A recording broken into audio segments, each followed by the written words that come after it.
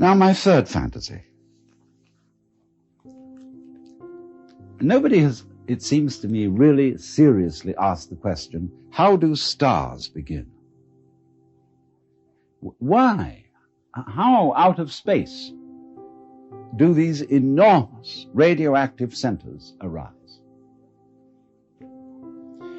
Well, I'm going to solve this problem on the principle of the egg and the hen. Because it is said, a chicken is one egg's way of becoming other eggs. And if you've understood my second fantasy, you will see how that could be true.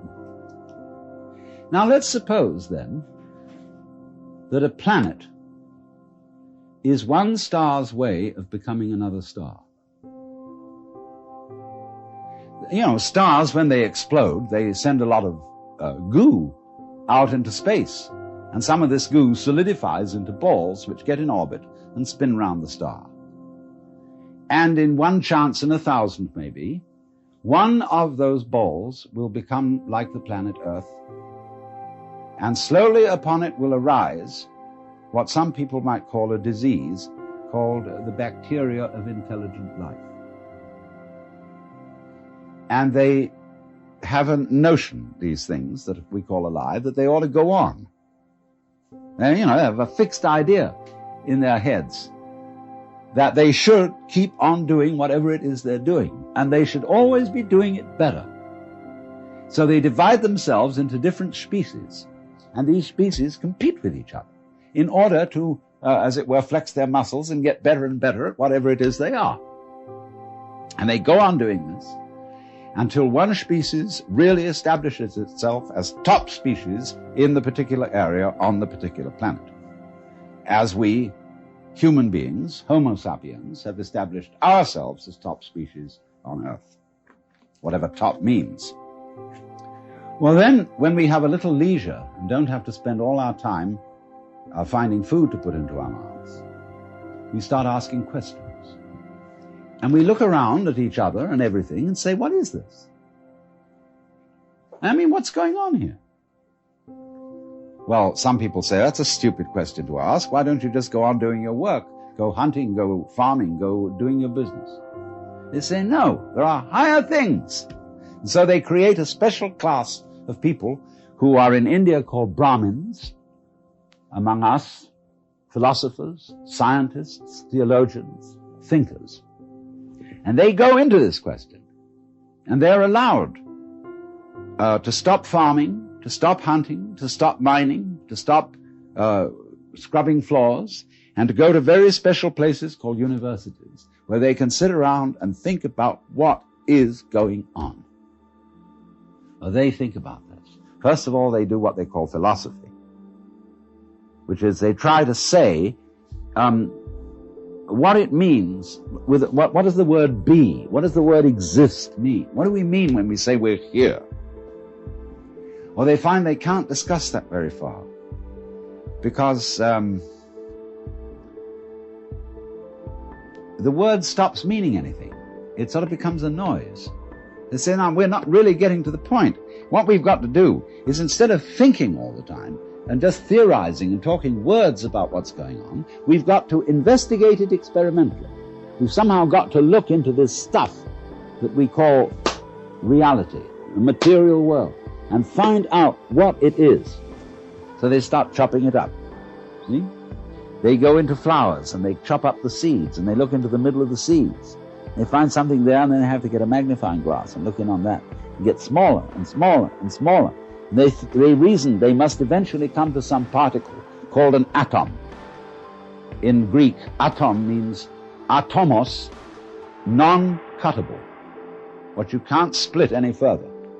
So they come down to the atomos, that than which there is no whicher, they thought. But then they found they could split that atom. They could find the electron, the positron, the meson, etc., etc., etc., forever.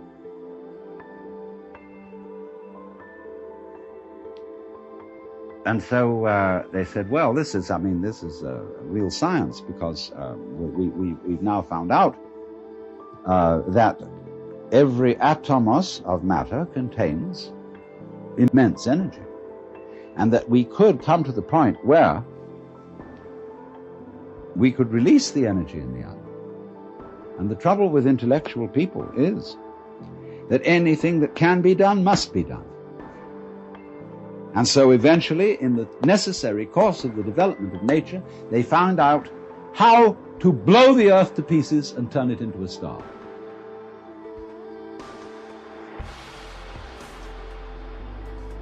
So that may be, you see, how stars originate.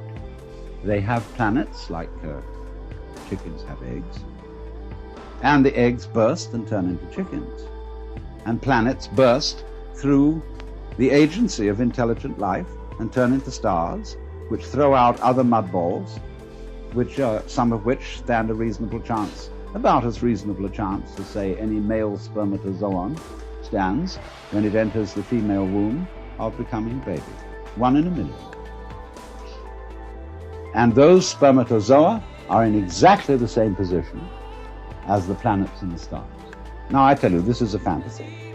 But you may ask me, isn't it a rather unpleasant fantasy? Aren't things going the wrong way, the wrong direction? In other words, if the whole point of life, I mean, this tender biological substance with all its tubes and filaments and nerves, which is so very sensitive, if all this is to end up in fire, into an absolute blaze of light, don't we say, oh, what a shame? You know, is that the way it ends?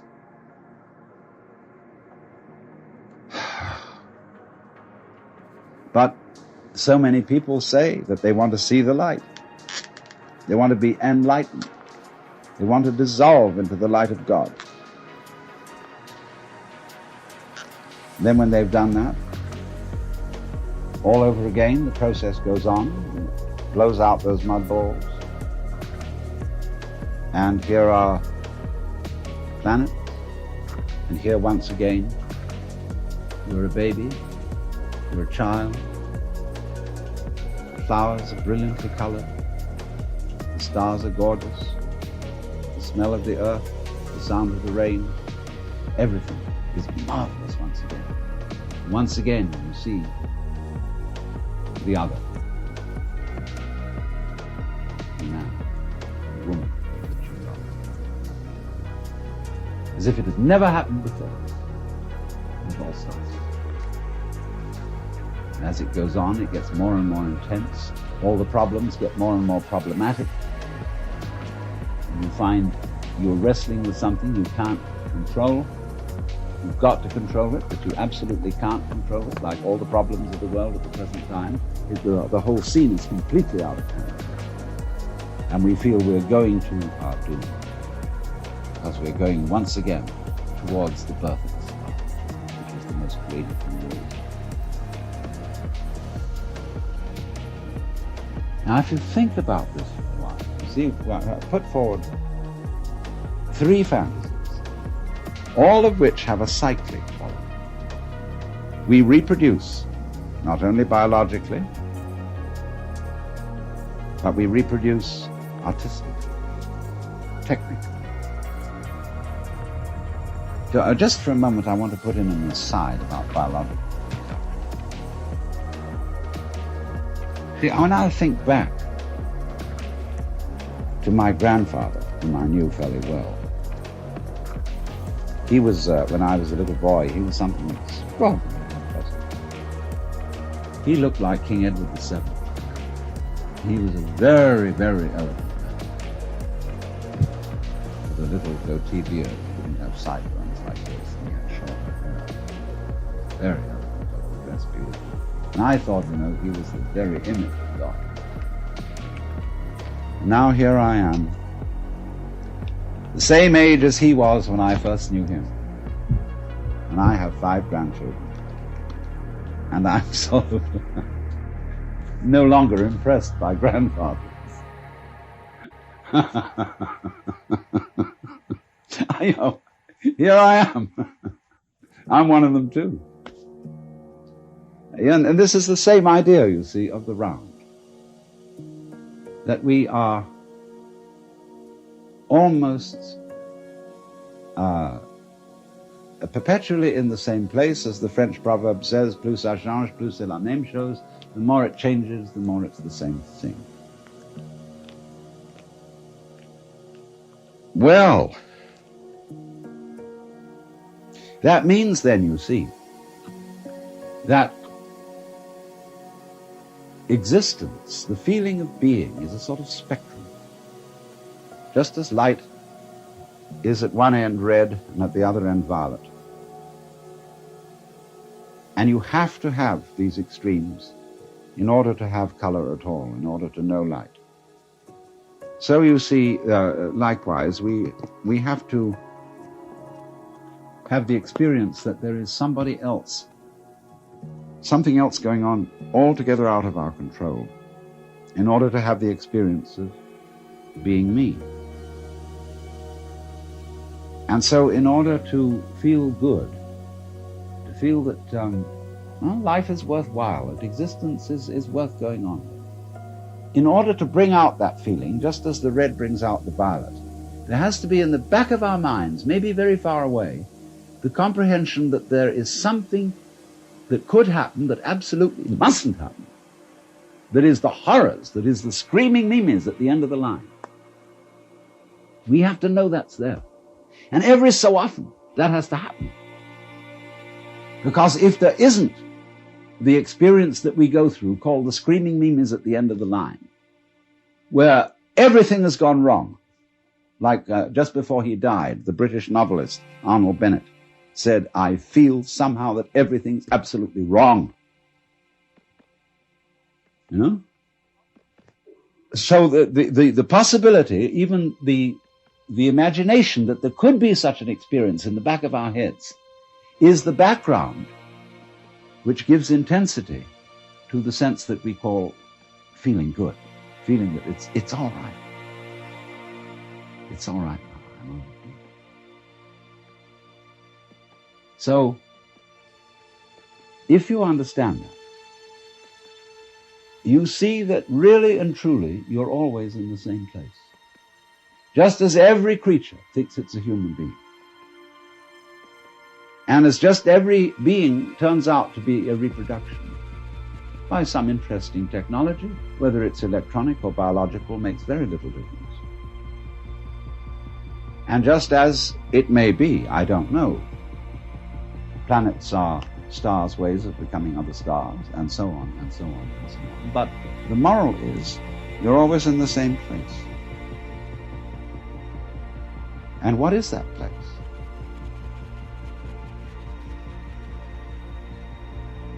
You can ask yourself very, very, I won't say seriously, because this isn't really serious, it's sincere. Ask yourself very sincerely, if that is so, if, in other words, the place in which you are now is the place where everything and everybody else really is, only there's an arrangement to pretend that you ought to be somewhere else. So the place where you are is the place where you're always pretending you ought to be somewhere else. And this is the nature of life. This is the pulse. I ought to be somewhere else.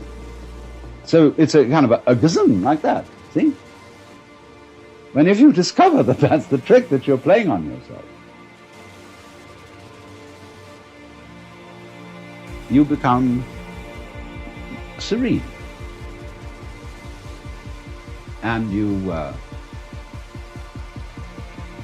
don't entirely give up the game because you've seen through it. But you say, it really might be fun to go on playing.